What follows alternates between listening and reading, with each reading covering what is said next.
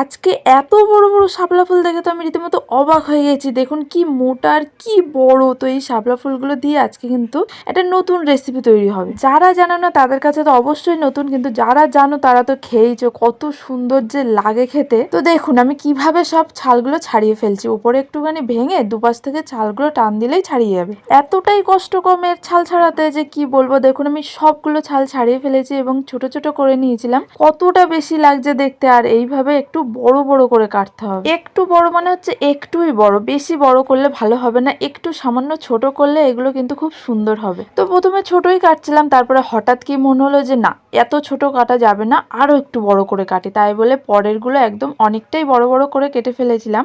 ও হ্যাঁ, কি তৈরি হচ্ছে সেটাই তো বলতে ভুলে গেছি। এটা কিন্তু তৈরি হচ্ছে শাপলার চপ। তো সবগুলো কাটা কিন্তু কমপ্লিট হয়ে গেছে। আর এই যে সাইডে রাখা আছে এটা হচ্ছে নারকেল গাছের পাতা থেকে এই কাঠি বের করেছি। আর এই কাঠির সাহায্যে কিন্তু আজকে রেসিপিটা হবে। সত্যি বলতে আমার অনেক বড় বড় কাটা হয়ে গেছে। যদি ছোট কাটতাম তাহলে আরো বেশি ভালো হতো। এই যে এইটা যে একটু ছোট কেটেছিলাম প্রথমে, এইটা দেখুন কত সুন্দর হয়েছে।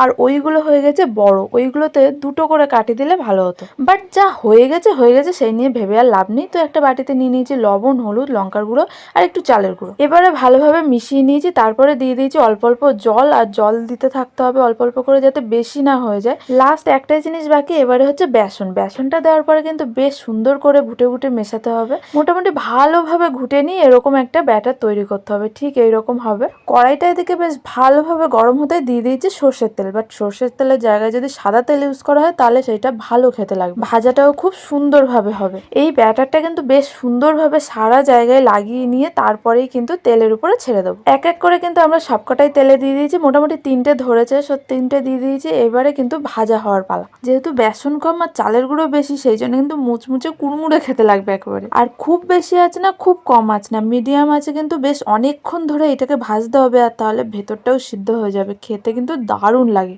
এক পিঠ হয়ে যেতেই আমরা আরেক পিঠ করে উল্টে দেবো, প্রত্যেকটা এক এক করে। তো দেখুন এইভাবেই কিন্তু আমরা সবকটাই করে নিয়েছি। এইভাবে আপনারাও করে একবার খেয়ে দেখুন। এটা কিন্তু খেতে দারুণ লাগে।